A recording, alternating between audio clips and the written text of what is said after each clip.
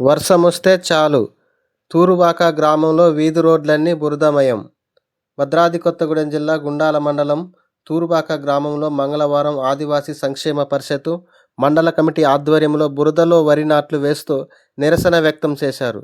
ఈ నిరసన కార్యక్రమంలో గ్రామ పంచాయతీ సర్పంచ్ కల్తి రాధా, ఆదివాసీ సంక్షేమ పరిషత్ గుండాల మండల అధ్యక్షులు పూనెం రమణబాబు పాల్గొని మాట్లాడుతూ, దాదాపు తూరుబాక రెవెన్యూ గ్రామంగా గుర్తించి శతాబ్ద కాలం వస్తున్న నేటికి ఆ గ్రామాన్ని అభివృద్ధి పదంలో గుర్తించకపోవడం అనేది చాలా బాధాకరం.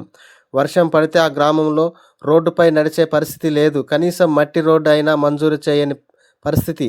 ఓట్ల కోసం వచ్చి గ్రామాల్లో వాగ్దానాలు చెప్పి హామీలు ఇచ్చి వెళ్ళడమే తప్ప మరలా తిరిగి చూసిన రోజులు లేవని తూరుబాక గ్రామ ప్రజలు కోరుతున్నారు.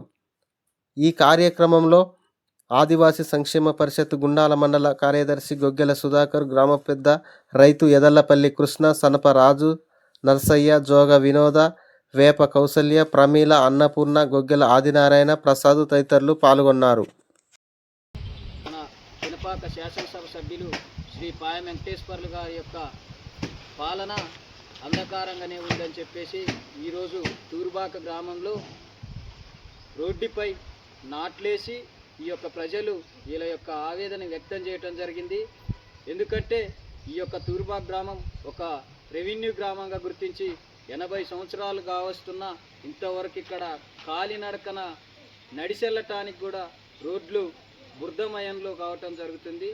కాబట్టి ఈ యొక్క ఎమ్మెల్యే వాళ్ళ సర్పంచులనే కాకుండా మిగతా ఏ పార్టీ సర్పంచులైనా కూడా గుర్తించి అందరూ కూడా ఈ యొక్క పినపాక నియోజకవర్గం ప్రజలే అందరినీ కూడా పార్టీ భేదాలు లేకుండా ఈ యొక్క ప్రజల్ని చూసి అభివృద్ధి ప్రయాణంలో నడవాలని చెప్పేసి మేము మా యొక్క ఇన్నపాని ఎమ్మెల్యేకి తెలియజేస్తున్నాము.